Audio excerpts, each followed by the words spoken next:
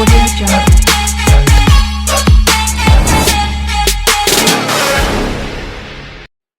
Hello everyone, model question paper 2 solution আজকে আমরা করব। মডেল কোশ্চেন পেপার 1 সলিউশন তো তোমরা অলরেডি পেয়ে গেছো পার্ট 1 পার্ট 2 আকারে। তো চলো দেখা যাক। তবে মডেল কোশ্চেন পেপার 1 এ আমরা একটা সলিউশন যেটা কমেন্ট বক্সে তোমাদের জানিয়েছিলাম যে এইচ এর দাগের অথবা অর্গানিক থেকে একটা ছিল কোশ্চেন, যে একটু দেখে নাও। যে এইটা ছিল যে NO2 নাইট্রোবেনজিন NO2 থেকে একটা কনভার্সন ছিল, ওটা হচ্ছে চারোর দাগের যে কনভার্সন ছিল, যেখানে NO2 থেকে NaOH করা হবে, ফিনাইল হাইড্রোক্সিলামিন, হ্যাঁ, NaOH করতে হবে, ওকে? এটা করতে হবে। সেখানে একটা রিয়েজেন্ট আমি লিখেছিলাম যে acetic acid CH3COOH plus sodium acetate CH3COONA, হ্যাঁ, সোডিয়াম অ্যাসিটেট প্লাস H2O এটা দিতে পারো, অথবা হবে Zn NH4OH ammonium chloride NH4Cl আর H2। তাহলে এই দুটো রিয়েজেন্টের মধ্যে যেটা তুমি যা রিয়েজেন্ট দেবে না কেন এটা হয়ে যাবে, যে NO2 থেকে NaOH হয়ে যাবে। কিন্তু 5-এর দাগের যেটা ছিল এটা হচ্ছে 4-এর দাগের। 5-এর দাগের যেটা ছিল একটু করছি দেখে নাও। 5-এর দাগের ছিল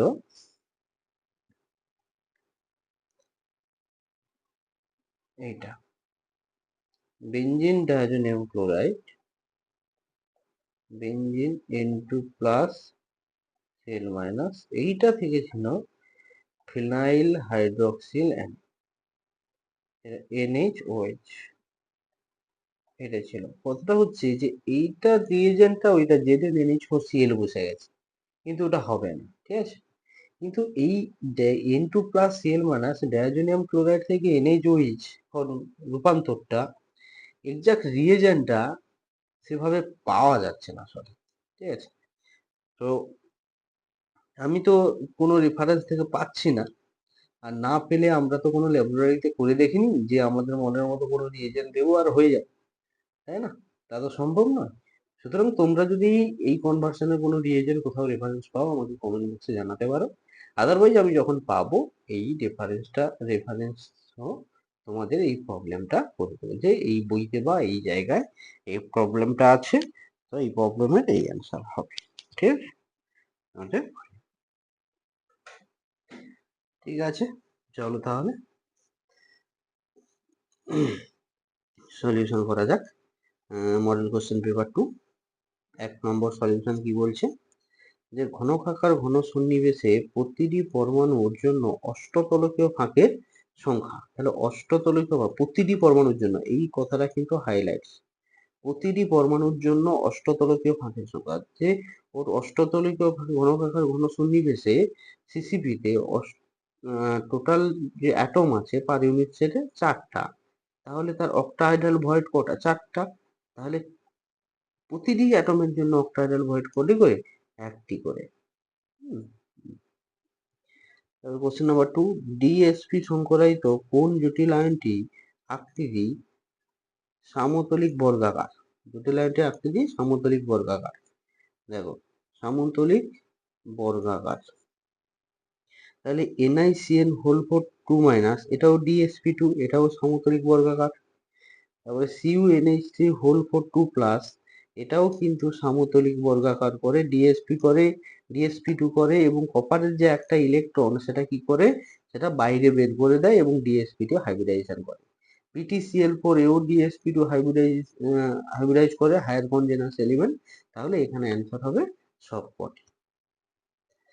নিচের কোন যৌগটি আইরোফোম বিক্রিয়ায় সাড়া দেয়? আইরোফোম বিক্রিয়ায় যেটা সাড়া দেয়, যার আলফা হাইড্রোজেন আছে সেটা আইরোফোম বিক্রিয়ায় মানে কিটোমিথাইল গ্রুপ, আইরোফোম বিক্রিয়ায় সাড়া দেয়। আর কি দেয়? সেকেন্ডারি অ্যালকোহল, সেই সমস্ত অ্যালকোহল, একটু দেখে নাও, সেকেন্ডারি অ্যালকোহল সেই সমস্ত অ্যালকোহল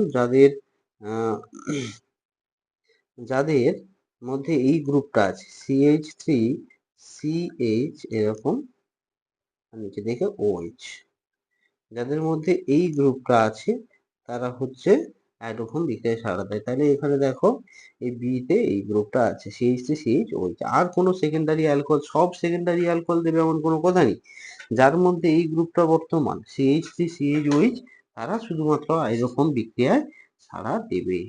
ঠিক আছে, তারপরে বলছে 4 নম্বর কোশ্চেন, অধিশোষণ প্রক্রিয়ায় সাম্য অবস্থা। সাম্য অবস্থা তো অলওয়েজ যেটাই হবে, ডেল্টা এইচ সমান টি ডেল্টা এস। তারপরে পিএইচ সমান 10, একটি হাইড্রোজেন তড়িৎদ্বার বিভব কত হবে? ঠিক আছে, আচ্ছা এটা আমি করে দেখিয়ে দিচ্ছি হাইড্রোজেন তড়িৎদ্বার বিভব কত হবে। একটু দেখে নাও, তাহলে খুব ভালো হয়, কারণ এই সব তো আর শুধু অপশন বলে দিলে করে দিচ্ছি। একটু দেখে নাও, কারণ এটা আমাদের বড় কোশ্চেন আকারেও দিতে পারে, কোনো কম্পিটিটিভ এক্সামেও দিতে পারে। দেখো তাহলে কি বলছে, পিএইচ সমান বলছে 10। তাহলে এখান থেকে আমরা কি জানি, minus log base 10 H plus সমান কি জানি, 10 বলতে পারি। তাহলে এখান থেকে আমরা লগ বেস 10 এইচ প্লাস সমান, দেখো তোমরা যেহেতু ক্লাস 12, আমি কিছু কিছু জিনিস একটু স্টেপ জাম্প করবো আর কি, তোমাদের ধরে নিতে হবে সেটা। হ্যাঁ, এখানে এখানে কি করতে পারবো, এইচ প্লাস সমান কি হবে, 10⁻⁻10। আশা করি সবাই বুঝতে পেরেছো। তাহলে এখানে এইচ প্লাস এর কনসেন্ট্রেশন আমরা কি পেলাম, এইটা পেলাম। হ্যাঁ, তাহলে এবার আমাদের কি বলছে, বিভব বার করতে বলছে, অর্থাৎ ই সেলের মান। তাহলে আমরা কি সূত্র জানি লাস্ট ইকুয়েশন থেকে, ই সেল সমান E0 সেল মাইনাস 0.0591 লগ, এবার প্রোডাক্ট বাই রিয়াক্ট্যান্ট। আচ্ছা এইখানে আমরা যদি একটা রিয়াকশন করি, যে হাইড্রোজেন গ্যাস H প্লাস, যে 2H প্লাস প্লাস 2 ইলেকট্রন থেকে কি হয়, H2 গ্যাস উৎপন্ন হয়। তাহলে এখানে আমরা লিখতে পারি যে প্রোডাক্ট PH2, যেহেতু ওটা গ্যাস তাই ওর প্রেসার, আর এটা হবে H প্লাস স্কোয়ার, আর এই যে এন এর জায়গায় এন সমান কি, এন সমান 2, দুটো ইলেকট্রন। তাহলে দুটো ইলেকট্রন বসিয়ে দাও, 2 বসিয়ে দাও। আর E0 সেল যেহেতু স্ট্যান্ডার্ড হাইড্রোজেন ইলেকট্রোড, তাহলে তার E0 সেল কি হয় হাইড্রোজেনের ক্ষেত্রে, সমান 0 হয়। তাহলে এখানে 0 বসে যাবে, তাহলে মাইনাস 0.0591/2 লগ, তাহলে প্রেসার 1 atm 1/H প্লাস এর মান কত, H প্লাস এর মান হলো, আচ্ছা H প্লাস এর মান এখন বসাবো না, H প্লাস কনসেন্ট্রেশনের মান এখন বসাবো না, তাহলে H প্লাস এর স্কোয়ার।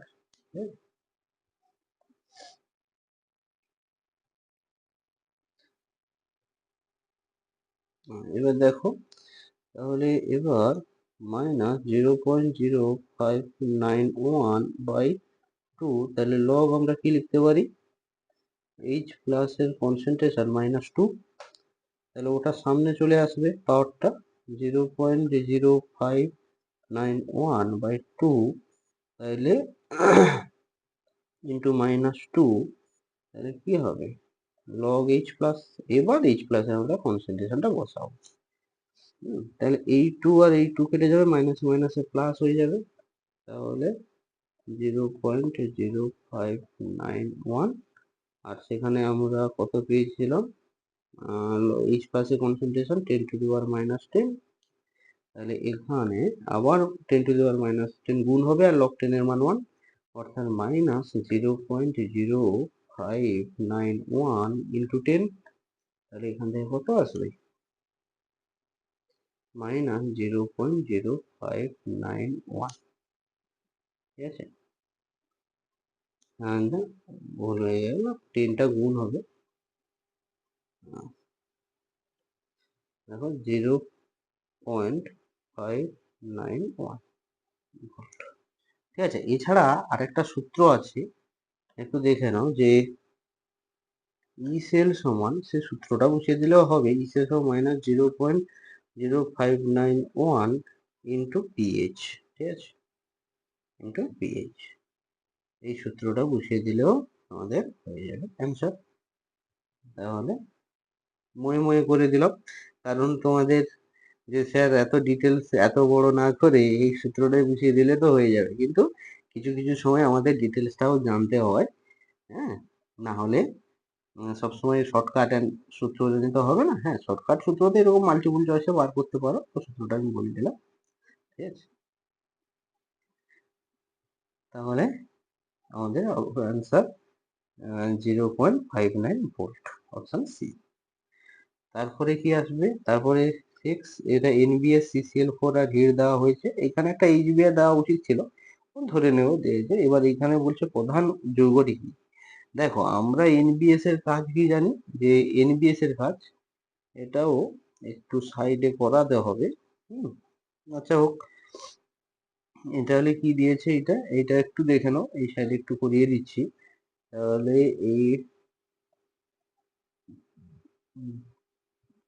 এইটা CH2, আচ্ছা একে কি দেওয়া হয়েছে,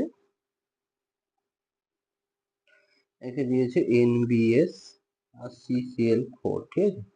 এটা সবসময় মাথায় রাখবে যে NBS করে যেটা, সেটা হচ্ছে এইখানে, যেটা হচ্ছে তার আলফা পজিশন, ডবল বন্ড যে আছে সেই আলফা পজিশনে কি লাগে, বিআর লাগে। কিন্তু দেখো এই প্রোডাক্টটা কিন্তু নেই, দেখো এই প্রোডাক্টটা কিন্তু নেই কোনোটাই, কিন্তু আলফা পজিশনে বিআর লেগে আছে, কিন্তু এখানে দেখো ডবল বন্ড নেই, এখানে দেখো ডবল বন্ড নেই, বা এই এই কিন্তু ওই প্রোডাক্টটা কিন্তু কোথাও নেই। তাহলে আমাদের কি করতে হবে, তাহলে মেকানিজমে যেতে হবে, যে মেকানিজমটা কি রকম হয় সেটা কিন্তু আমাদের জানতে হবে। তাহলে মেকানিজম, যে ওই যে আলফা পজিশনে যে বিয়ার লাগে, অ্যাকচুয়ালি ওটা আলফা পজিশনে কি হয় বলতো, আলফা পজিশনে রেডিকেল হয় আর কি, CH2 এবং ডবল বন্ড থাকে, আর এখানে কি হয়, রেডিকেল হয়। আর এই রেডিকেলটা কি হয়, এই রেডিকেলটা এইভাবে এসে এখানে বন্ড করে, আর এই রেডিকেলটা এখানে আসে এর মাথায়, অর্থাৎ এইটা হয় এইভাবে, একটু দেখে নাও, এই সাইডে ডবল বন্ড আর এইখানে রেডিকেল হয়। আর এখানে NBS এর বিআর রেডিকেল, এই রেডিকেলটা কি হয়, এইখানে গিয়ে লেগে যায়, এইখানে গিয়ে লেগে যায়, লেগে গিয়ে কি করে, যে এইটা আর এই বিআর লেগে যায়। তাহলে অ্যাকচুয়ালি এখানে আমাদের প্রোডাক্ট হবে এইটা, ঠিক আছে। এবার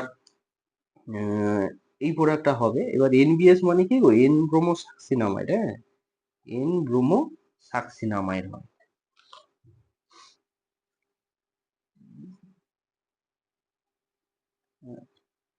ডবল বন্ড ও ডবল বন্ড ও এন এন, এটা এন ব্রোমো সাকসিনামাইড, ঠিক আছে। চলো, তাহলে আমাদের অপশন দেখো, অপশন সি এর অপশনটা কারেক্ট, ডি সি না ডি, ডি এর অপশনটা কারেক্ট, তাহলে এইটা হবে। তারপর কি বলছে, 7, পদার্থ কোনটি সবচেয়ে বেশি সক্রিয় এবং অস্থায়ী, সব থেকে বেশি সক্রিয় এবং অস্থায়ী, NCl3, এটা হচ্ছে বেশি সক্রিয় এবং কি হবে, অস্থায়ী। তারপর কি হচ্ছে, অ্যাসপিরিনের রাসায়নিক নাম, যে অ্যাসপিরিনের রাসায়নিক নাম, অপশন সি অ্যাসিটাইল স্যালিসাইলেট, এটা হচ্ছে অ্যাসপিরিন আমরা বলে থাকি, হ্যাঁ। নিম্নোক্ত কোন যৌগের ক্ষারকীয়তা সর্বাধিক, এই ক্ষারকীয়তা গুলো কি করতে হবে, নাইট্রোজেনের উপরে লোন পেয়ার যতটা অ্যাভেলেবল হবে, তত তার কি হবে, ক্ষারকীয়তা কি হবে, সর্বাধিক হবে। তাহলে কোনটা লোন পেয়ার সব থেকে অ্যাভেলেবল, যেটা হচ্ছে কি বলতো, যেটা হচ্ছে আমাদের অ্যালিফ্যাটিক অ্যামিন আছে, এগুলো সব কিন্তু দেখো অ্যারোমেটিক রিং এর সঙ্গে ডাইরেক্ট লেগে আছে। এই যে NH2টা অপশন বিটা, এটা কিন্তু অ্যারোমেটিক কার্বনের সঙ্গে ডাইরেক্ট লেগে নেই, তার জন্য কি ও কনজুগেশন করতে পারবে না, তার জন্য ওর লোন পেয়ার অ্যাভেলেবল, তাহলে অপশন বি কারেক্ট হবে। তো 10, পলিয়েস্টার পলিমারের উদাহরণ, যেটা হচ্ছে টেরিলিন, টেরিলিন হলো পলিয়েস্টার পলিমারের উদাহরণ। এক্সাই ক্যালোরি উৎপন্ন করে না এমন একটি মিষ্টকারক পদার্থ হলো যেটা হচ্ছে সুক্রালোজ। তারপরে কি আছে 12 কোশ্চেন, প্রদত্ত কোনটি একটি অবিজারক শর্করা হিসেবে কাজ করে? অবিজারক শর্করা হচ্ছে সুক্রোজ, হলো অবিজারক শর্করা। ফর্মালডিহাইড ও অ্যাসিটিক অ্যাসিডের মধ্যে পার্থক্য করতে ব্যবহৃত হয়, কি ব্যবহৃত হয় বলতো? Sodium bicarbonate. এইটা দ্বারা আমরা অ্যাসিডিক গ্রুপের টেস্টটা সোডিয়াম বাইকার্বনেট দিয়ে করে দিই। তারপরে কি হচ্ছে NiCO হোল ফর Ni এর সঠিক ইলেকট্রন বিন্যাস কোনটি? তাহলে Ni এর সঠিক ইলেকট্রন বিন্যাস কোনটা বলতো? এই D10 আর 4s 0 হয়ে যায়, D10 আর 4s 0 হয়ে যায়।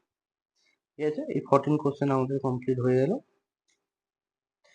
এবার চলো নেক্সট। এইগুলো আমি ক্লিয়ার করে দিচ্ছি। তো এবার দেখে নাও, বলছে tincture of iodine, 1 number question, tincture of iodine কাকে বলে? তাহলে টিংচার অফ আয়োডিন 1 নম্বরে লিখে দিচ্ছি, সবাই তুলে নাও, যে অ্যালকোহল জল এই মিশ্র দ্রাবককে, যে অ্যালকোহল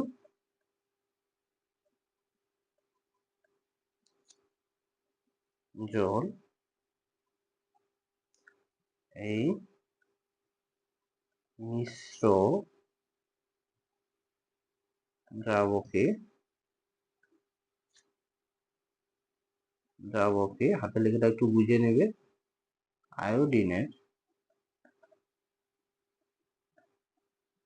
আয়োডিনের 2 থেকে 3%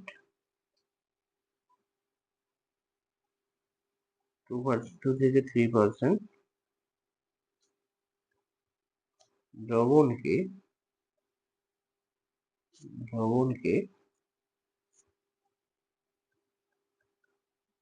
3-4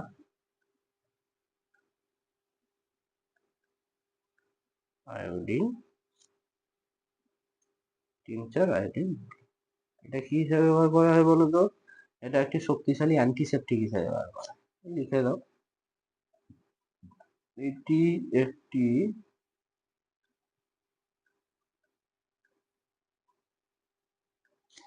শক্তিশালী অ্যান্টিসেপটিক,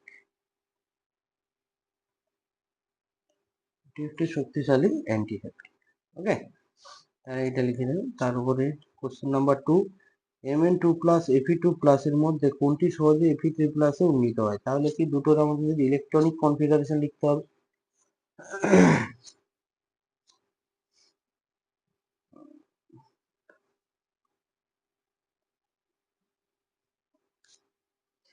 তাহলে Mn2 প্লাস আমরা কি জানি? Mn2 প্লাস হলো 3d5 4s0, আর Fe2 প্লাস ইলেকট্রনিক কনফিগারেশন সেটা হলো 3d6 4s0। তাহলে দেখো এখান থেকে কিন্তু এ যদি একটা ইলেকট্রন ছেড়ে দেয় Mn2 প্লাস হতে, যে তাহলে কি হবে? 3d4 4s0, যেটা হচ্ছে কি Mn3 প্লাস। আর এখান থেকে যদি এ ইলেকট্রন ছেড়ে দেয় তাহলে কি হবে? 3d5 একটা ইলেকট্রন আর 4s0, যেটা হবে কি Fe3 প্লাস। তাহলে এখানে দেখো একটা আমরা স্টেবিল ইলেকট্রনিক কনফিগারেশন পাচ্ছি, কিন্তু এখানে কিন্তু আমাদের স্টেবিল ইলেকট্রনিক কনফিগারেশন থেকে আনস্টেবিল ইলেকট্রনিক কনফিগারেশন চলে যাচ্ছে। এটা হাফ ফিল্ড ছিল, 3d5 ছিল, 3d4, তাহলে এ কি Mn3 প্লাসে যেতে চাইবে না, কিন্তু Fe2 প্লাস ইজিলি Fe3 প্লাসে চলে যাবে। ওকে, তাহলে Fe2 প্লাস অ্যান্সার হবে। তাহলে এইটা লিখে দিলেই হয়ে যাবে, কোনো অসুবিধা নেই। তাহলে কি বলছে 4d ও 5D সারির মৌলগুলি ধর্মের সাদৃশ্য। এটা কিচ্ছু নয়, এক কথায় অ্যান্সার যেহেতু, হ্যাঁ এক কথায় যেহেতু অ্যান্সার, শুধু বলবে অথবা, অথবা শুধু কি বলবে, শুধু বলবে ল্যান্থানাইট কন্ট্রাকশন, শুধু বলবে ল্যান্থানাইট সংকোচনের জন্য, ল্যান্থানাইট সংকোচনের জন্য 4D এবং 5D সারির মৌলগুলির ধর্মের সাদৃশ্য লক্ষ্য করা যায়, তাদের সাইজের সিমিলারিটি চলে সাদৃশ্য লক্ষ্য করা যায়, ব্যাস আর কিচ্ছু না। তারপরে কি বলছে 3 নম্বর, তড়িৎ রাসায়নিক তুল্যাঙ্কের একক কি? তড়িৎ রাসায়নিক তুল্যাঙ্কের একক, একক হলো গ্রাম, গ্রাম কুলম, গ্রাম পার কুলম, গ্রাম পার কুলম হচ্ছে তড়িৎ রাসায়নিক তুল্যাঙ্কের একক। তারপরে কি বলছে, অথবা একটি PO4 3 আয়নের আধান, দেখো PO4 3 একটি বলছে, একটি PO4 3 আয়নের আধান, আমরা কি জানি এক মোল, এক মোল, এক মোল PO4 3 এর আধান, এর আধান কত? আধান হচ্ছে 3F, 3 ফ্যারাড। তাহলে একটি PO4 3 এর আধান কত হবে? 3F/Na, ব্যাস শুধু এটা লিখে দিলেই কাজ শেষ, অ্যাভোগাড্রো সংখ্যা দিয়ে ভাগ হয়ে যাবে। তারপরে কি বলছে, জল ও তেলের জল ও তেল জাতীয় ইমালশন, জল ও তেল জাতীয় ইমালশন 4 হয়। জল তেল জাতীয় ইমালশন তোমরা যে কোনো শ্যাম্পু, শ্যাম্পু, এটা তেল জল বা জল জাতীয়, জলে তেল জাতীয় ইমালশন বা কোল্ড ক্রিম, যে কোনো কোল্ড ক্রিম,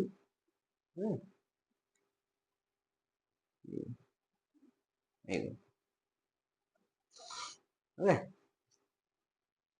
তাহলে আমাদের শর্ট কোশ্চেনের পার্টটা হলো।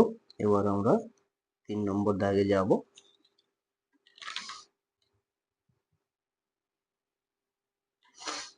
দেখো কি বলছে 1 নম্বর কোশ্চেন, দেখেন যে 0.1 মোলার NaCl এর জলীয় দ্রবণে 0.1 মোলার গ্লুকোজের জলীয় দ্রবণের মধ্যে NaCl দ্রবণের হিমাঙ্কের অবনমনের মান গ্লুকোজের দ্রবণে হিমাঙ্কের অবনমনের প্রায় দ্বিগুণ।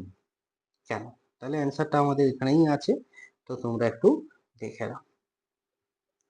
কি বলছে যে গ্লুকোজ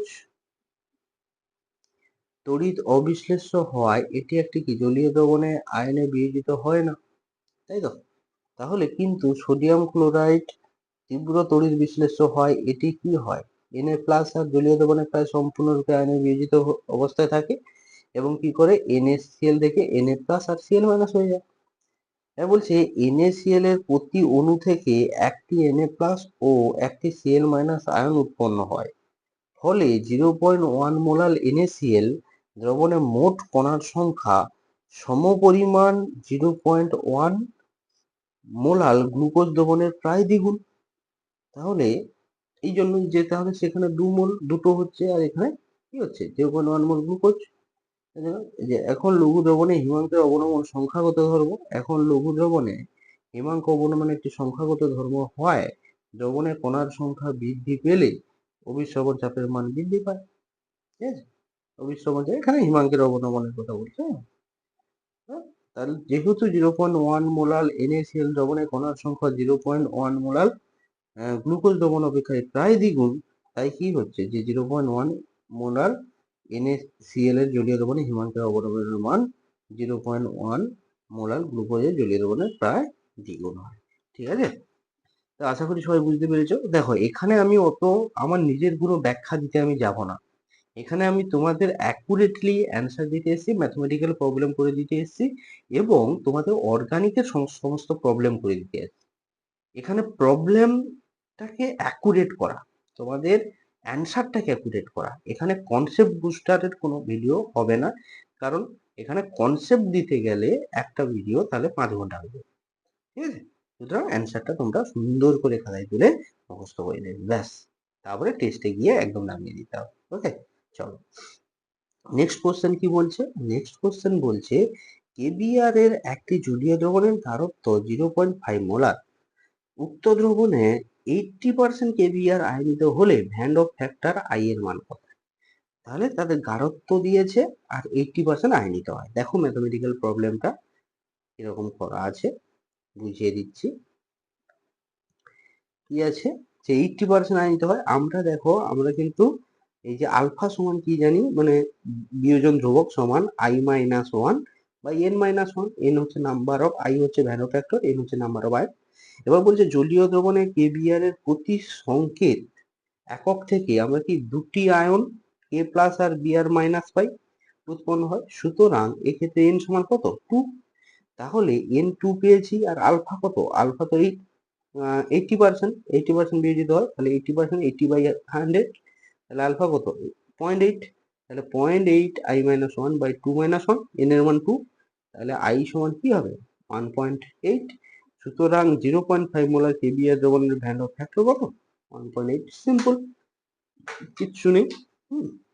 শুধু আলফা সমান i-1 n-1, এটা হচ্ছে বিয়োজন ধ্রুবক। আর সংযোজন ধ্রুবক হলে কি হয় গো? সংযোজন ধ্রুবক হলে বিটা সমান, আমি বিটা লিখি, অনেক জায়গায় আলফাই লেখা আছে, যে i-1/1/n-1।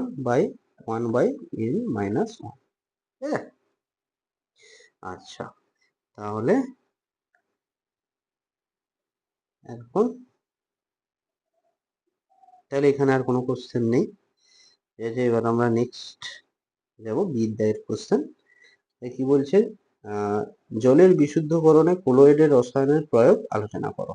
ঠিক আছে, জলের বিশুদ্ধকরণে কোলোয়েডের আলোচনাটা একটু দেখে নাও। যে অবিশুদ্ধ জলে কাদা, মাটি প্রভৃতির কণাগুলি কলোয়েডীয় অবস্থায় থাকে। আর এই জলে ফটকিরি, ফটকিরির সংকেত কি গো? পটাশিয়াম K2SO4, Al2SO4 হোল 3 আর 24H2। এটা কিন্তু মনে রাখবে, এই জলটা কত অণু থাকে, অনেক কম্পিটিটিভ এক্সামেও আমাদের জিজ্ঞেস করে।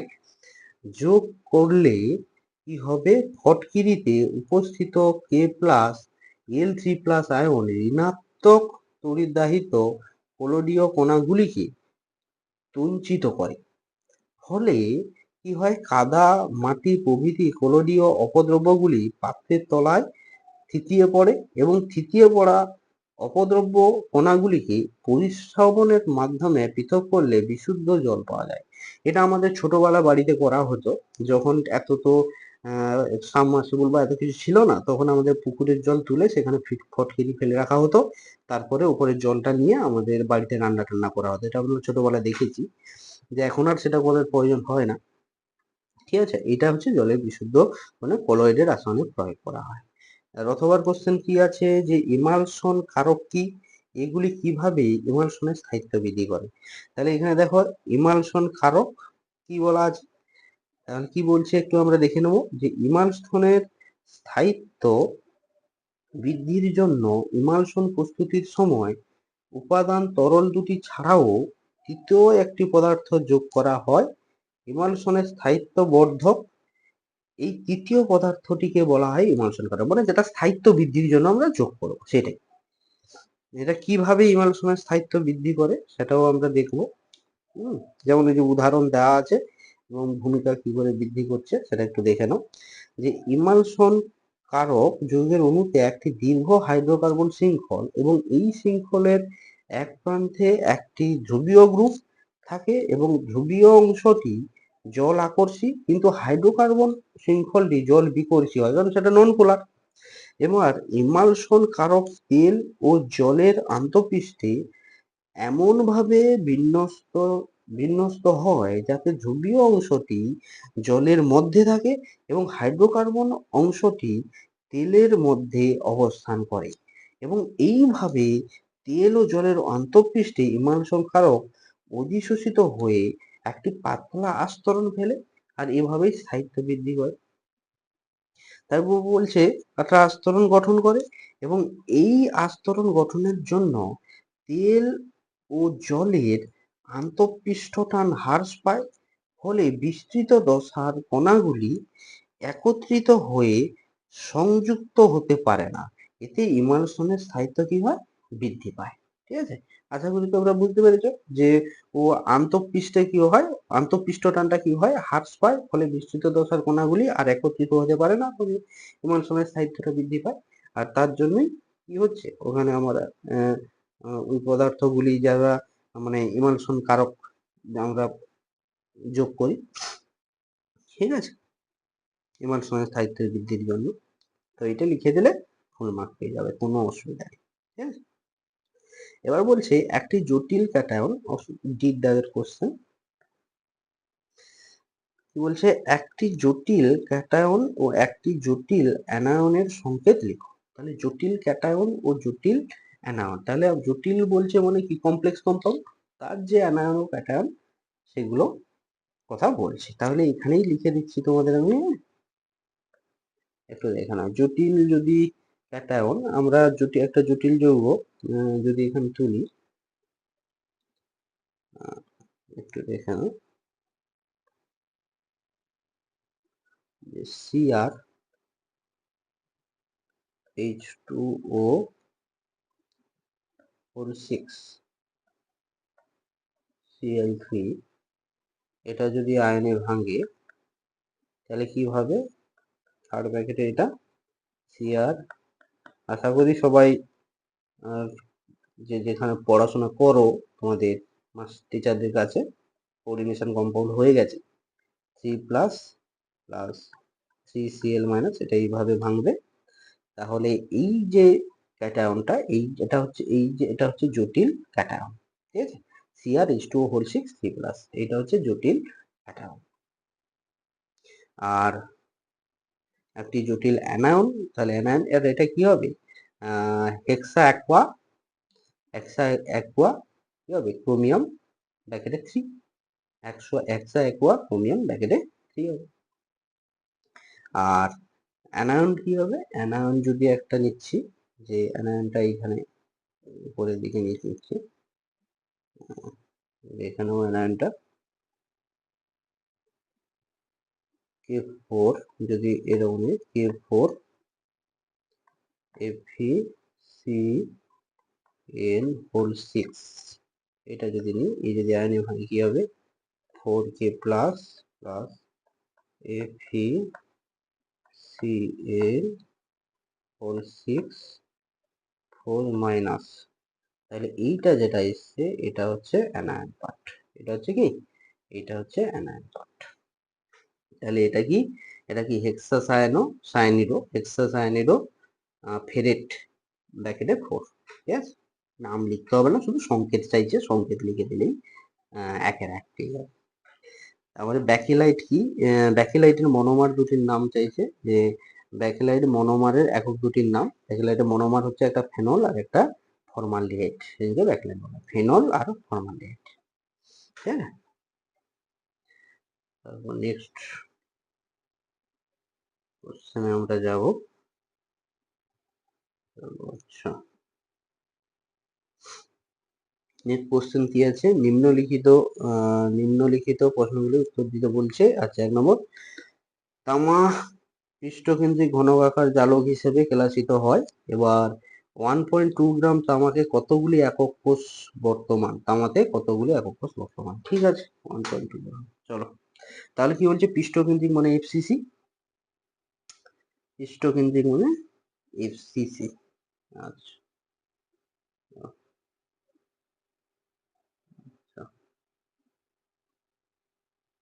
চলো, তাহলে এফসিসি, এফসিসি মানে পার ইউনিট সেলে নাম্বার অফ অ্যাটম কত, 4, লিখে নিলাম আগে। এবার বলছে যে তামার এইখানে দেখো পারমাণবিক ভরটা কিন্তু আমাদের দিয়ে দিয়েছে। তাহলে আমাদের প্রথমে কি হবে, যে এই যে 1.2 গ্রাম তামা দিয়েছে না, এইটার মধ্যে কতগুলো তামার পরমাণু আছে সেটা আমাদের বার করে নিতে হবে। তাহলে আমরা কি জানি পারমাণবিক ভর থেকে, তাহলে পারমাণবিক ভর যেহেতু 63 দিয়ে দিয়েছে, তাহলে অতএব 63.5 গ্রাম তামাতে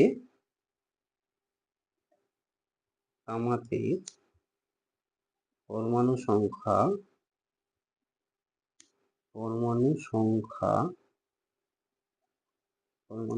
কত, অ্যাভোগাড্রো সংখ্যক Na, তাহলে 1.2 গ্রাম তামাতে পরমাণুর সংখ্যা কত হবে? Na by 63.5 into 1.2। তাহলে এটা এবার বলে দিই,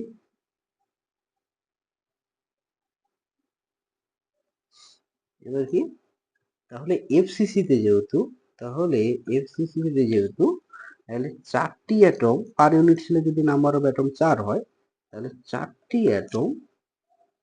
চারটি পরমাণু ঠিক এইভাবে করবে, ভাষা লিখে লিখে চারটি পরমাণু থাকে একটি একক কোষে, চারটি পরমাণু থাকে একটি একক কোষে। তাহলে Na into 1.2 by 63.5 টি পরমাণু থাকে 1/4 into Na into 1.2 63.5 টি একক কোষ। তাহলে এতগুলো একক কোষ থাকবে। তাইলে এবারে যদি মানটাও তোমরা বসিয়ে দাও, তাহলে 1/4 ইন্টু অ্যাভোগাড্রোর মান, নাম্বারের মানটা বসিয়ে দাও 6.023 into 10 to the power 23 into 1.2 আসবে 63.5। তাহলে এটার মান আসবে কত? 2.84 ইন্টু 10 টু দি পাওয়ার 21। ঠিক আছে, তাহলে আমাদের এটা হবে। তাহলে অতএব একক কোষের সংখ্যা কত হবে? প্রতি একক কোষের সংখ্যা হবে 2.84 into 10 to the power 21। 2.84 into 10।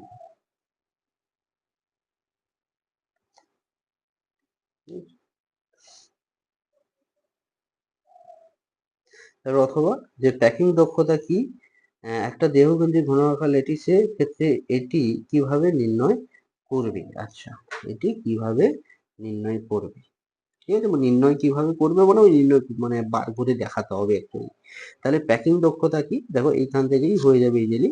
যে প্যাকিং দক্ষতা হলো যে কোনো একক কোষের যে মোট আয়তনের যত ভগ্নাংশ উক্ত কোষের কণা বা কণাগুলি দ্বারা অধিকৃত থাকে, তাকে ওই একক কোষের প্যাকিং দক্ষতা বলে। তাকে ওই একক কোষের কি বলে?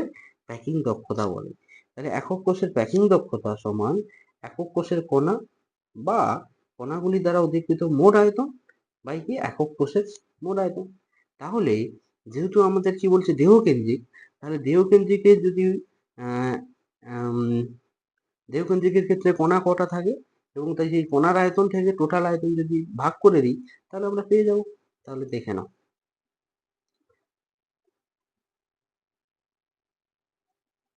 একটু দেখে নাও।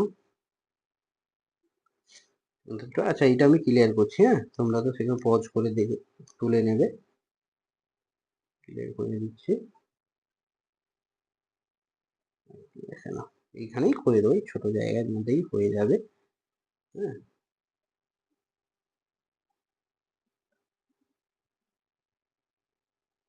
দেখে নাও। তাহলে বিসিসির ক্ষেত্রে নাম্বার অফ অ্যাটম কটা? পার ইউনিট সেলে দুটো। তাহলে আমরা ধরি পরমাণুর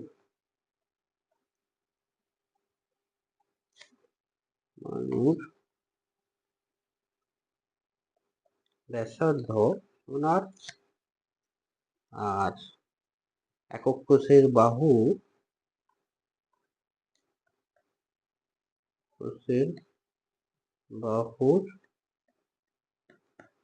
দৈর্ঘ্য, যদি দেহকেন্দ্রিক ঘনকাকার একক কোষ দৈর্ঘ্য সমান তাহলে আয়তন একক কোষের আয়তন সমান কি হবে? a কিউব আর পরমাণুর ব্যাসার্ধ যদি আর হয় তাহলে কণার আয়তন কত হবে? আয়তন সেটা তো গোলকের মতো, তাহলে 4/3 পাই আর কিউব। তাহলে আমরা একক কোষের প্যাকিং দক্ষতা কি করবো? একক কোষের প্যাকিং দক্ষতা সমান কটা অ্যাটম? দুটো atom, 2 into 4/3 pi r cube by কি হবে একক কোষের আয়তন সেটা কত? A cube. তাহলে এখানে যেটা মেন ইম্পর্টেন্ট যে এইখানে এইটা লিখে দিলাম, এরপরে কি করতে হবে? এ আর আর এর সম্পর্ক আমাকে বার করতে হবে। কি করতে হবে? এ আর এই আর এর সম্পর্ক না বার করলে আমরা কাটতে পারবো না। তাহলে এ আর আর এর সম্পর্কটা কি হবে একটু দেখো। যে আমরা যদি একক কোষটা একটু আঁকি, একটু দেখে নাও। যে একক কোষটা এখানে আঁকি, যে এখানে যেহেতু এটা দেহ কেন্দ্রিক থেকে গেছে, তাহলে 3D পিকচার হলে খুব ভালো দেখানো যেত। স্লাইডে দেখানো নেই যে এইখানে কর্নারে আছে, আর বডি কেন্দ্রে আছে, আর আবার কর্নারে আছে, আর এই তিনটে কি লেগে আছে। অর্থাৎ যে 4r সমান, অর্থাৎ 4r সমান যেহেতু বডি ডায়াগোনাল, তাহলে কি হবে? √3a। তাহলে 4r সমান √3a। তাহলে এই এ কিউর জায়গায় এর মান বসিয়ে দেবো। এ সমান কি? 4r by √3। তাহলে এখানে কি হবে? আমরা বসিয়ে দেবো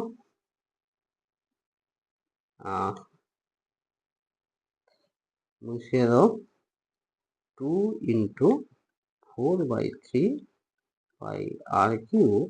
আর এটা শুধু মানটা জাস্ট বসাবে 4r বাই √3। ব্যাস, এই মানটা বসালে আর সমান লিখে দেবে 0.68, অর্থাৎ 68%। ব্যাস, এইটা শুধু তোমাদের লিখে দিতে হবে।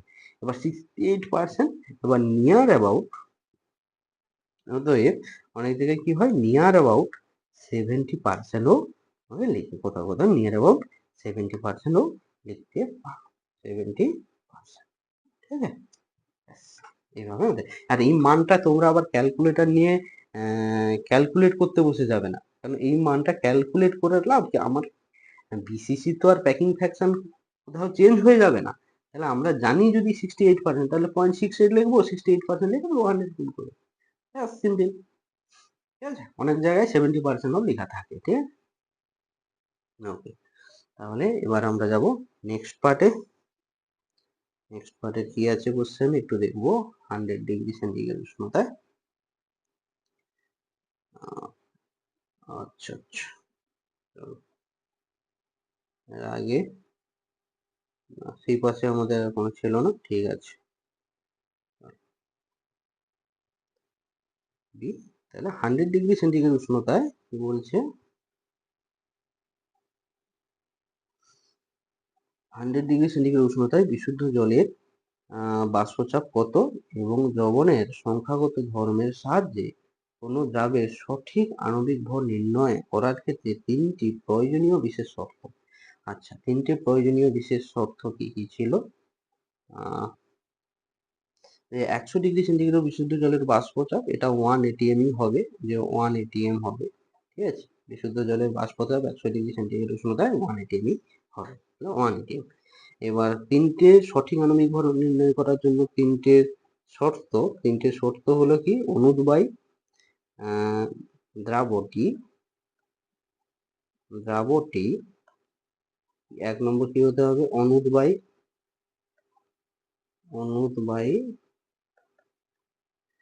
2 নম্বর তড়িৎ অবিশ্লেষ্য,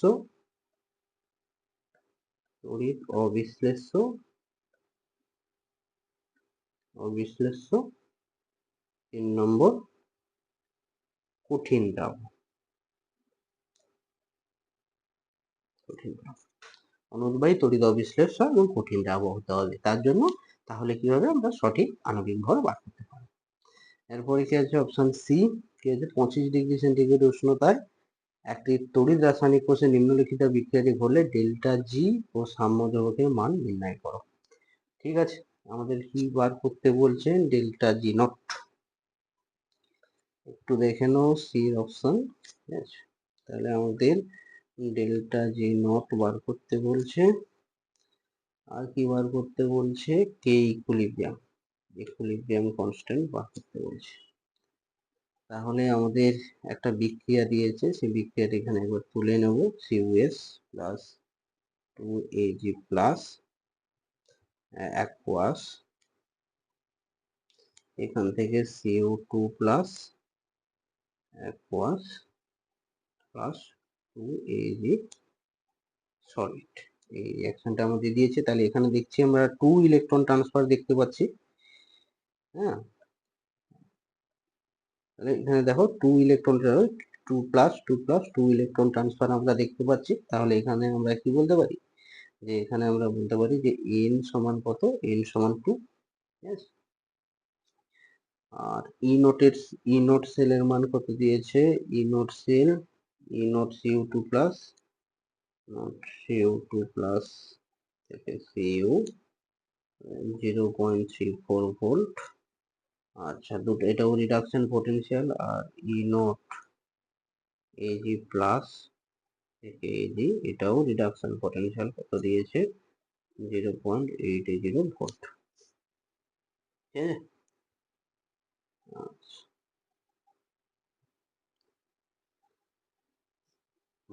চলো তাহলে আমরা ই নট সেলটা বার করে নেবো। আমরা ই নট সেল সমান কি জানিব, ই নট সেল সমান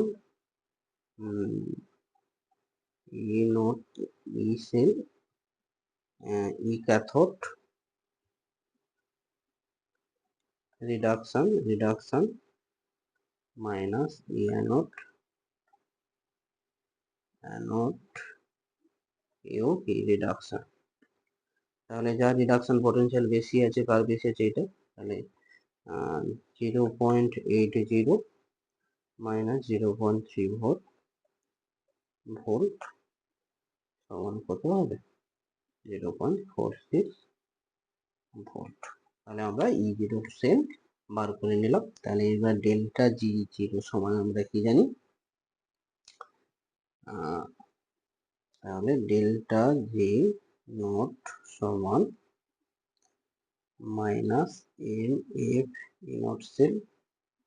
তোমরা আবার কালি চেঞ্জ করো না, হ্যাঁ, তোমরা আবার সমস্যায় পড়ে যাও।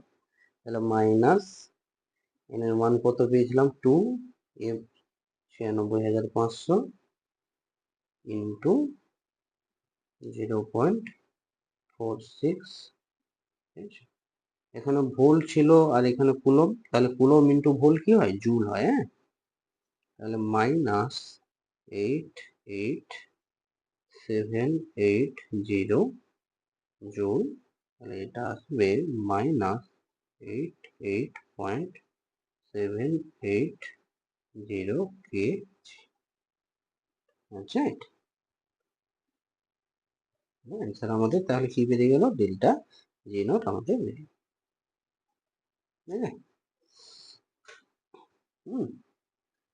এবার আমরা কিভাবে কে ইকুইলিব্রিয়াম বার করবো, তাহলে কে ইকুইলিব্রিয়ামের ক্ষেত্রে চলো জায়গা আছে, কোন দিকে স্লাইড করে নি। এবার আমরা জানি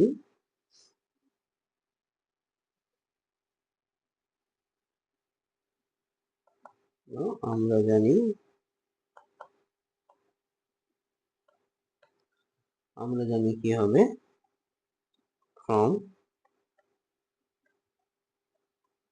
মাস্ট ইকুয়েশন, ইংরেজি বাংলা হয়ে যাচ্ছে, ওটা কোনো অসুবিধা নেই, তোমরা ক্লাস 12 এর খাতায় ইংরেজি বাংলা লিখলেও কোনো চাপ নেই। E naught cell minus 0.0591 by n, কি লিখবে, লগ কোশ্চেন্ট। কিউটা কি? কিউটা হচ্ছে কোসেন্ট। আর এটা অবশ্যই এই সূত্রটা যখন লিখবে at 25°C কিন্তু লিখে দেবে, নাহলে কিন্তু সঠিক সর্বোত্তর সঠিক নয়। তাহলে এখানে হোয়েন, এবার লিখবে যখন বা হোয়েন কি কোশ্চেনটা যখন কে ইকুইলিব্রিয়াম হবে তখন ই সেলটা কি হবে? ই সেলটা হবে জিরো হবে। তখন কি হবে? ই নট সেল সমান সমান 0.0591 by N log K equilibrium. তাহলে এবার ই নট সেল আমরা কত পেয়েছি? 0.46 ভোল্ট পেয়েছি, সমান 0.0591 বাই এন এর মান কত? এন এর মান 2 লগ কে ইকুইলিব্রিয়াম। তাহলে লগ কে ইকুইলিব্রিয়াম সমান কত হবে? 2 ইন্টু 0.46 বাই 0.0591। তাহলে এবার যদি কে ইকুইলিব্রিয়াম করা যায় তাহলে কি হবে? 10 টু দি পাওয়ার পুরো ভ্যালুটা 2 ইন্টু 0.46 0.0591। তাহলে এখান থেকে কে ইকুইলিব্রিয়াম আসবে, এখান থেকে কে ইকুইলিব্রিয়াম কত আসবে? 3.6 ইন্টু 10 টু দি পাওয়ার 50। এটা হচ্ছে কে ইকুইলিব্রিয়ামের সাম্য ধ্রুবকের, ঠিক আছে? তাহলে আমরা ইকুইলিব্রিয়াম কনস্ট্যান্টও পেয়ে গেলাম। ইকুইলিব্রিয়াম কনস্ট্যান্ট পেয়ে গেলাম এবং এও পেয়ে গেলাম, delta G not gives free energy পরিবর্তন, সেটাও আমরা পেয়ে গেলাম। তাহলে এবার আমরা যাব কোশ্চেন নাম্বার ডি তে যাব। থার্মিন মিশ্রণের দুটি ব্যবহার উল্লেখ করতে হবে। আচ্ছা, থার্মিন মিক্সচারের দুটি ব্যবহার বলার আগে থার্মিন মিক্সচারটা কি দেখে নাও, কারণ এটাও তোমাদের কিন্তু খুব ইম্পর্টেন্ট। হ্যাঁ, থার্মিন মিক্সচার। তাহলে থার্মিন মিক্সচারটা কি বলছে? 3 ভাগ Fe2O3 এবং 1 ভাগ এল চুনের মিশ্রণকে বলা হয় থার্মিন মিক্সচার। হ্যাঁ, তাহলে বলছে ব্যবহার দুটি বলছে। থার্মিন মিক্সচারকে উত্তপ্ত করলে গলিত আয়রন পাওয়া যায়, যার সাহায্যে রেল লাইন বা যন্ত্রের ফাটল জোড়া দেওয়ার জন্য এটি ব্যবহার করা হয়। এই রিয়াকশনটা লিখে দেবে, হয়ে যাবে, কোনো অসুবিধা নেই। ঠিক আছে, এবার বলছে কোন ধরনের আকরিক গাড়িকরণে ফেনাভাসন পদ্ধতি ব্যবহার করা হয়? ফেনাভাসন পদ্ধতি ব্যবহার করা হয়।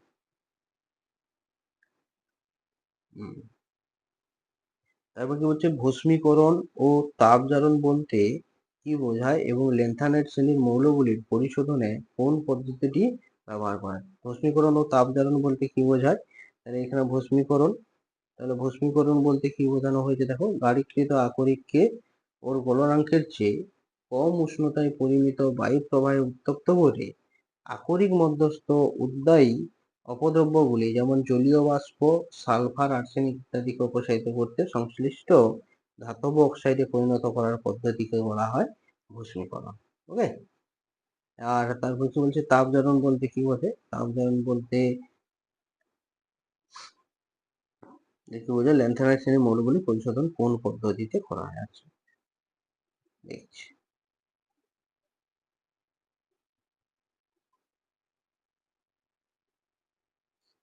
এবার তাপজারণ পদ্ধতিটি কি? তাপজারণ হচ্ছে কি গাড়িকৃত আকরিককে ওর গলনাঙ্কের চেয়ে কম উষ্ণতায় কিন্তু ভস্মীকরণ প্রক্রিয়ার চেয়ে বেশি উষ্ণতায় অতিরিক্ত বায়ু প্রবাহে উত্তপ্ত করলে জারিত করার প্রকৃতিকে বলা হচ্ছে কি তাপজারণ। ঠিক আছে, তাপ জারণ বলা হচ্ছে। আচ্ছা, আরেকটা যেটা তোমাদের এখানে যে কোশ্চেনটা আছে, সেই যে কোশ্চেনটা যে এই কোশ্চেন যে ল্যান্থানাইটের মৌলগুলির পরিশোধন কোন পদ্ধতিতে করা হয়, যে কোন ল্যান্থানাইট যে পরিশোধন, এগুলো কিন্তু কোলাম ক্রোমাটোগ্রাফি, যে বিভিন্ন ক্রোমাটোগ্রাফি পদ্ধতিতে এগুলোকে সেপারেশন করা হতো। ঠিক আছে, সেরকম কিন্তু তোমাদের মানে বইতে সেরকম কিছু নেই যে কোনো প্রসেস যে পদ্ধতিতে। তো এই প্রসেসটা আমি পরে যদি পাই তোমাদের নিয়ে ডিসকাশন করে দেবো, ঠিক আছে, কোনো অসুবিধা নেই।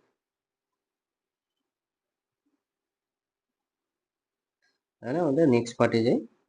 তাহলে এটা তাপ জারণ আর ঘূর্ণীকরণটা তুলে নেবে, থার্ড মিক্সচারটা তুলে নেবে, ঠিক আছে। এবার চলো নেক্সট পার্ট, নিউক্লিওফিলিক প্রতিস্থাপন বিক্রিয়ায় অ্যারাইল হ্যালাইড। আচ্ছা,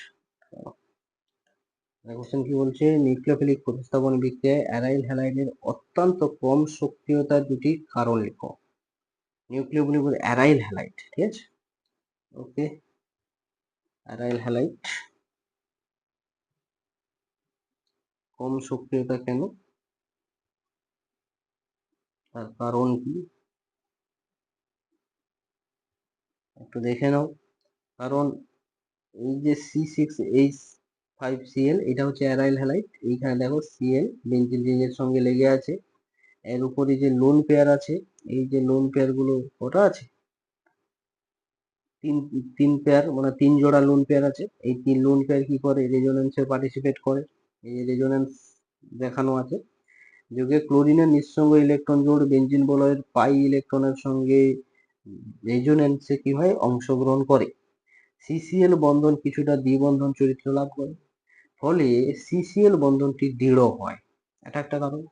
এবং দ্বিতীয়ত, বেঞ্জিন বলয়ে পাই ইলেকট্রনের অধিক্য থাকায় নিউক্লিওফাইল কি ওইচ মাইনাস ব্যাক সাইড দিয়ে অ্যাটাক করতে হবে।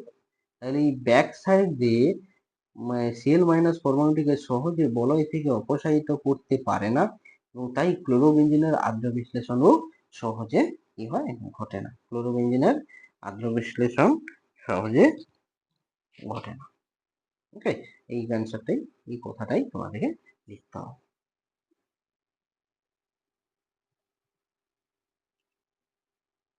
আচ্ছা, তারপর কি AgNO3।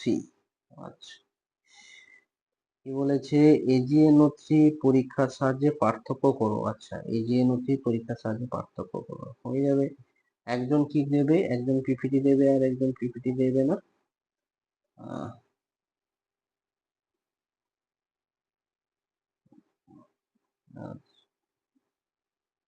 আচ্ছা হোক, তুলে দিচ্ছি।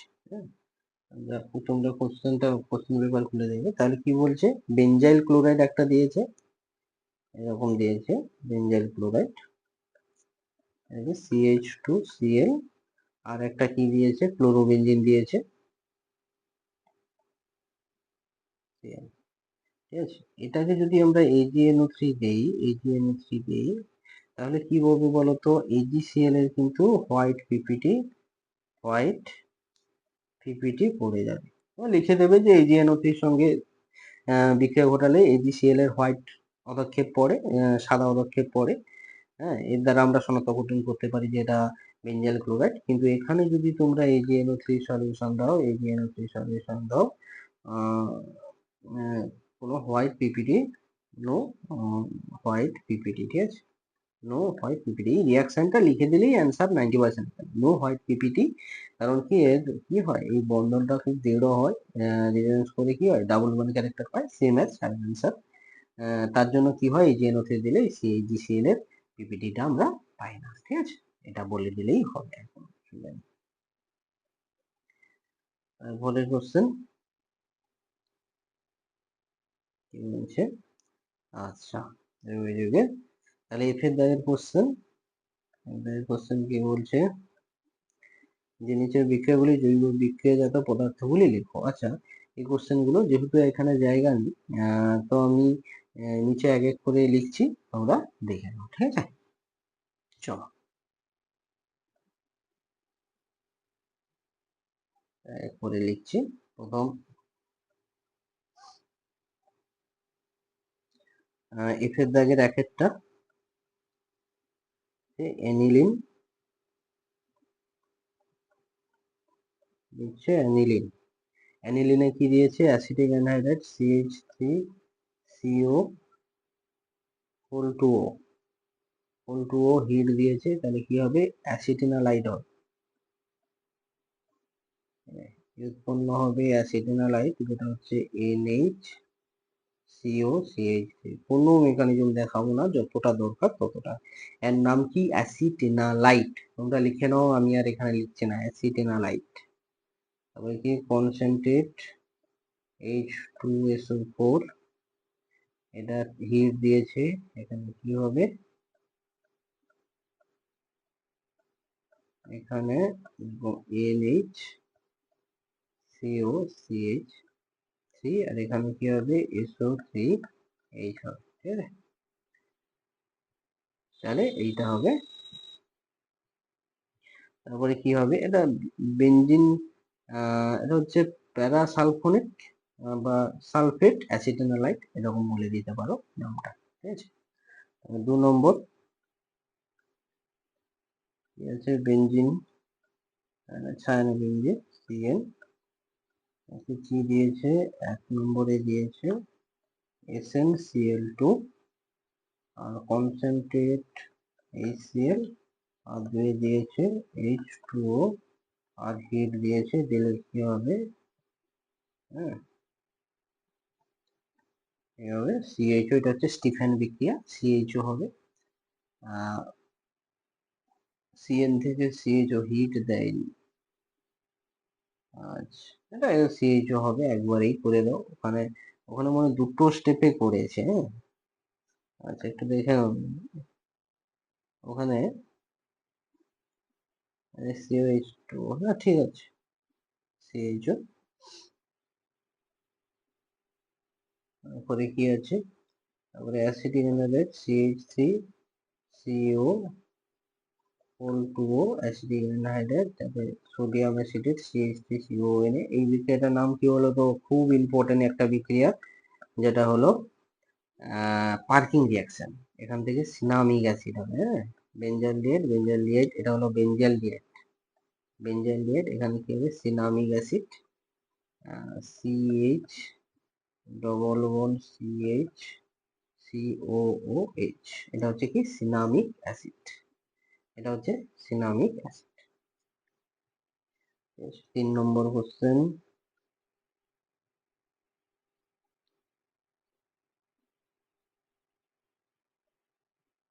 3 নম্বর কোশ্চেন কি আছে? বেনজিন ডায়াজোনিয়াম ক্লোরাইড, এর নাম কি?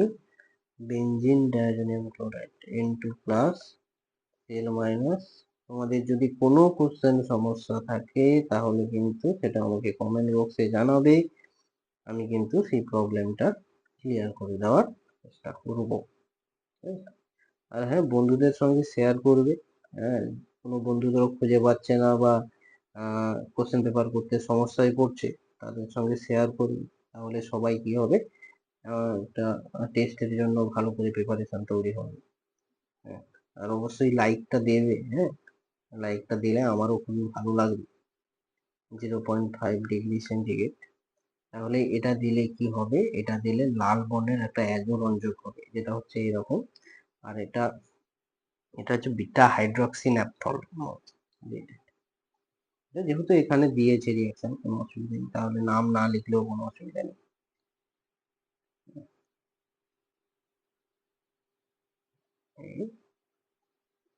এই এল ডবল বন্ড এল, এরকম, তাহলে এরকম, এখানে ও মাইনাস, এটা হচ্ছে লাল বর্ণের, লাল দিয়ে লিখে দিই,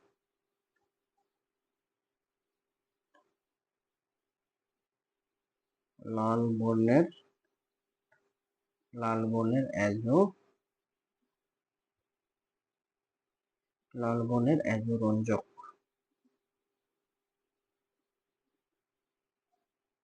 লাল বর্ণের অ্যাজোরঞ্জক।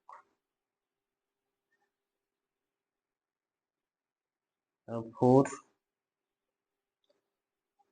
ওর কি আছে aniline,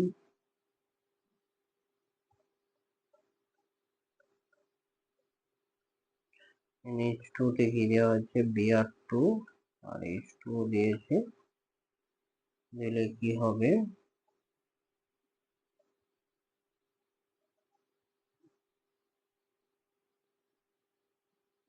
NH2 Br Br Br, white PPD একটা পড়ে, এটা হোয়াইট পিপিডি। হ্যাঁ, তাহলে এটা কি 2,4,6 ট্রাইব্রোমো ফেনল,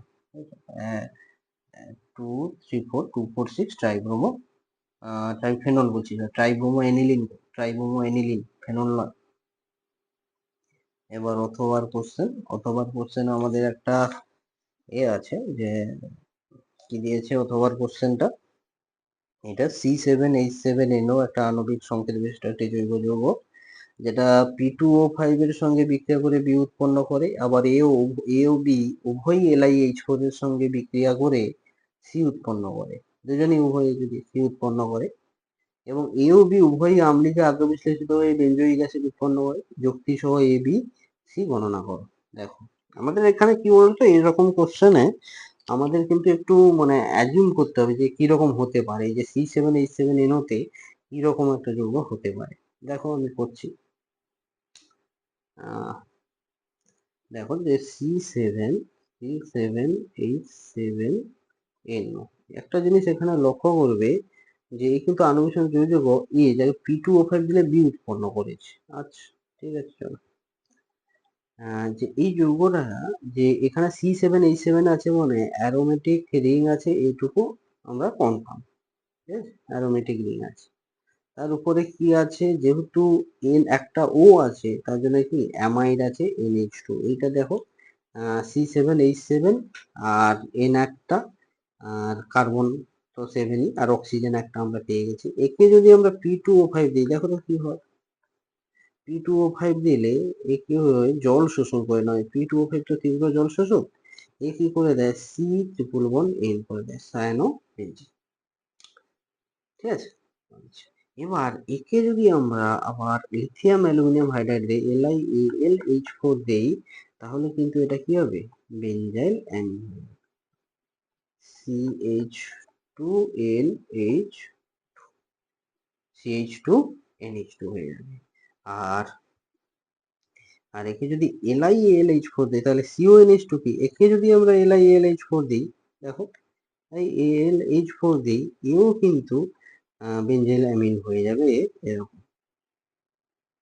তাহলে একটা জিনিস কিন্তু মিলে গেল, কি বলছে CH2NH2। এবার দেখো একটা জিনিস, দেখো এইখানে বলছে কি, যে এ যৌগটা, এইটা হচ্ছে এ যৌগ, যে এই যৌগটাকে P2O5 দিলে বি উৎপন্ন হবে, এবং এ ও বি উভয়ই LiAlH4 এর সঙ্গে বিক্রিয়া করে সি উৎপন্ন করে। অর্থাৎ তুমি এই যে দেখো, যে এটা যদি এ হয়, এটা যদি এ হয়, তাহলে এটাকে P2O5 দিলে বি উৎপন্ন হয়েছে, তাহলে বি থেকে LiAlH4 দিলে এও সি তৈরি করেছে, আবার এও সি তৈরি করেছে, তাই না। এবার বলছে এই বি কে, বলছে বি কে যদি আদ্র বিশ্লেষণ করা হয়, এই বি কে যদি H3O+ দেওয়া হয়, তাহলে কি বলছে, acetic acid COOH benzoic acid উৎপন্ন হবে। আরেকটা কথা আছে যে এ ও বি উভয়ই আম্লিক আদ্র বিশ্লেষণে বেঞ্জয়িক অ্যাসিড উৎপন্ন করে, অর্থাৎ এ ও বি, তাহলে একেও আদ্র বিশ্লেষণ করে, আবার একেও যদি আদ্র বিশ্লেষণ করা হয়, এটাকেও যদি আদ্র বিশ্লেষণ করা হয়, আমরা কিন্তু বেঞ্জয়িক অ্যাসিড পাবো H3O+, ঠিক আছে। তাহলে সুতরাং আমরা ABCটা এবার কি কি লিখে দেব, যেহেতু শনাক্তকরণ করতে বলেছে।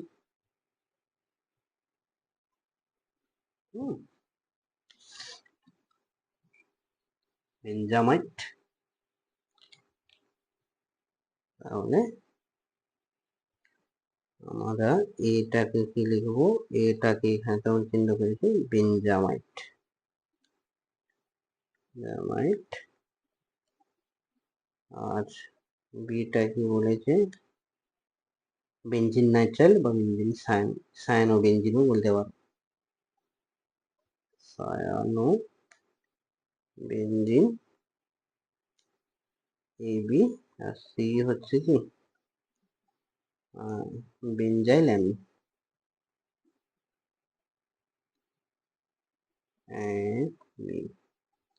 বেঞ্জাইল। ঠিক আছে, এইভাবে ABC তোমরা লিখে দেবে, লিখে দিলে হয়ে যাবে, কোনো অসুবিধা নেই। কিন্তু লিখতে হবে, হ্যাঁ লিখতে হবে। তাহলে এবার আমরা নেক্সট কোশ্চেনে যাবো। হ্যাঁ।